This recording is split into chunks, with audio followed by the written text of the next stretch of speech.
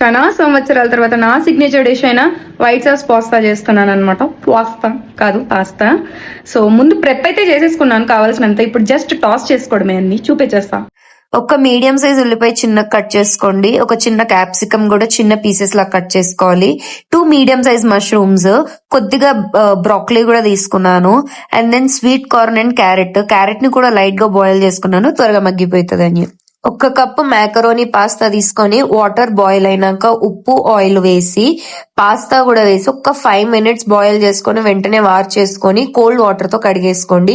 అప్పుడు కరెక్ట్ గా కుక్ అవుతుంది పాస్తా. పొయ్యి మీద కడాయి పెట్టుకొని అందులో 1.5 టేబుల్ స్పూన్స్ వరకు ఆయిల్ అండ్ ఒక 10 గ్రామ్స్ బటర్ వేసి అది కరిగేదాకా హీట్ చేసుకోవాలి. బటర్ కరిగినాక మనం కట్ చేసుకున్న చిన్న ఉల్లిపాయ తరుగును వేసుకొని అది కొంచెం లైట్ పింకిష్ షేడ్ వచ్చే వరకు ఫ్రై చేసుకోవాలి. ఆనియన్ మంచిగా ఫ్రై అయిపోయినాక ఆల్రెడీ కట్ చేసి పెట్టుకున్న క్యాప్సికమ్ కూడా వేసుకొని ఒక 2 మినిట్స్ ఫ్రై చేసుకుంటే సరిపోతుంది. క్యాప్సికమ్ మంచిగా ఫ్రై అయిపోయినాక మన broccoli, mushrooms, sweet corn and carrot ఇవన్నీ వేసుకొని ఒక్క 2 మినిట్స్ ఫ్రై చేసుకుంటే సరిపోతుంది. ఇప్పుడు జస్ట్ మన వెజిటబుల్స్ కి సరిపడా ఉప్పు, మిరియాల పొడి, చిల్లీ ఫ్లేక్స్, ఇటాలియన్ లేదా ఒరిగానో సీజనింగ్స్ వేసుకుంటే సరిపోయిద్ది. వీటన్నిటిని మంచిగా మిక్స్ చేసుకున్నాక మనం ఆల్రెడీ బాయిల్ చేసుకున్న పాస్తా కర్నల్స్ ని కూడా వేసుకొని కొద్దిగా పాస్తా స్ట్రెయిన్ చేసుకున్న వాటర్ వేసుకొని మంచిగా కలుపుకోవాలి. ఈ వాటర్ వేసుకోవడం వల్ల ఈ మసాలాలన్నీ మన పాస్తాకి మంచిగా పడతాయి. ఇప్పుడు ఈ మిశ్రమం మొత్తాన్ని ఒక ప్లేట్ లోకి సైడ్ కి పెట్టేసుకుందాము.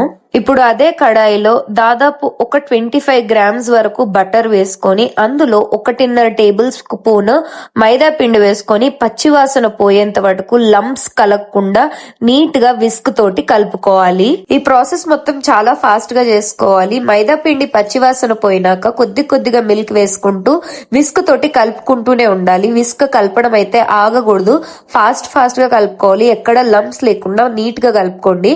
నేను ఇక్కడ దాదాపు ఒక 600 ml ఆఫ్ మిల్క్ అయితే యూజ్ చేసుకున్నాను. మన వైట్ సాస్ చూపించిన కన్సిస్టెన్సీలోకి వచ్చినాక దీన్ని సీజనింగ్ అయితే చేసేసుకోవాలి.